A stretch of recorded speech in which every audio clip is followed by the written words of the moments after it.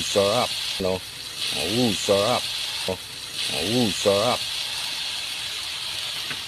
Adobong bungkalanang, kaibigan. Pero bago yan, kaibigan, halika, samahan mo muna ako mamitas ng talbos ng saluyot. Pitas tayo ng talbos ng saluyot at saka daon ng ampalaya, kaibigan. Dito pala ay may maraming talbos ng ampalaya, kaibigan. Ito, ampalayang ligaw. Napakadami, kaya naisipan kong magluto para mayroon tayong sabaw. Yan, kuha lang tayo, kaibigan. Sakto na siguro to.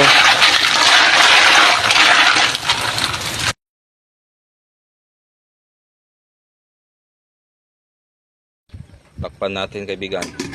Ayan natin kumulo.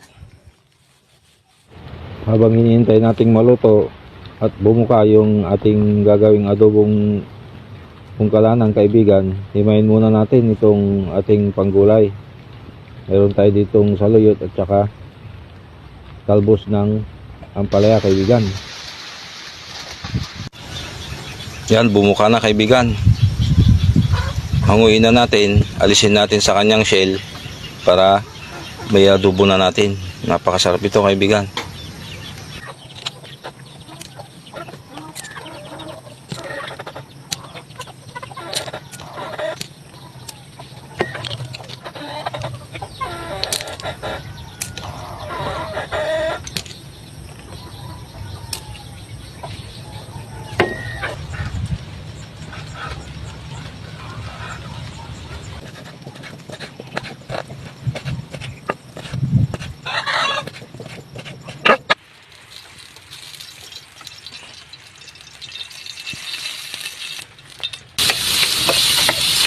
Napakabango, kaibigan. Ang bango ng aromatic natin. Lagay na natin yung bungkalanang, kaibigan. Ano? Sarap. Adobong bungkalanang, kaibigan.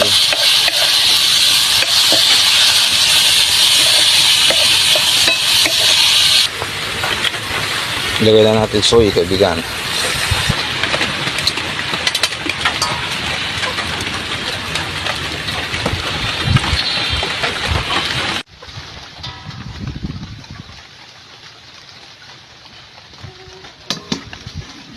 Napakaswerte natin ngayon, pleasing, umuulan, tapos nangangit.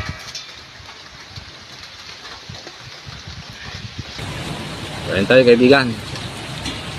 Meron tayong saluyot saka daon ng ampalaya. Meron din tayong ito, bungkalanang, kaibigan.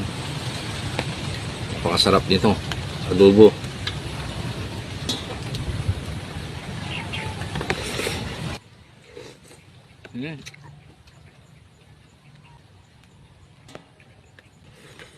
Sa mga hindi pa nakakatry ng ganito, kaibigan, masarap, promise.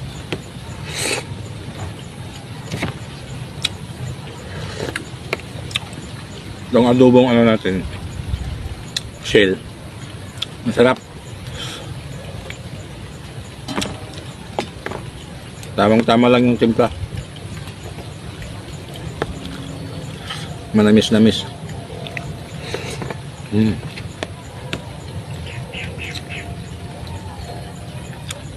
Napapakain sa pag ganito.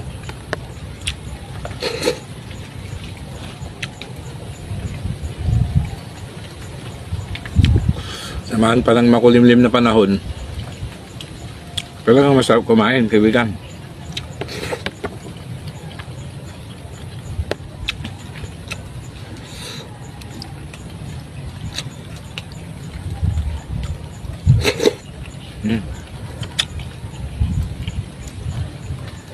Taob.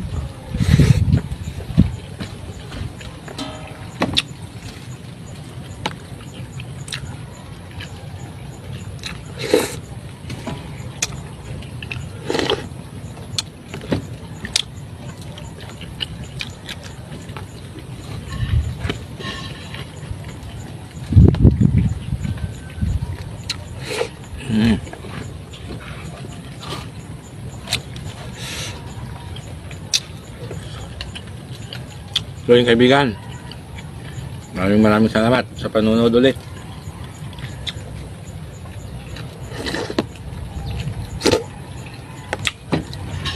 Naubos ko yung ampalaya at saka saluyot, kaibigan. Napakatamis. Manamis-namis yung sabaw. Saka hindi siya gaano mapait kasi pagkakuha luto agad.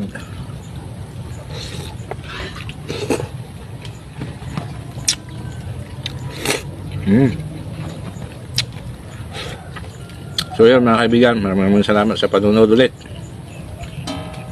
Thank you.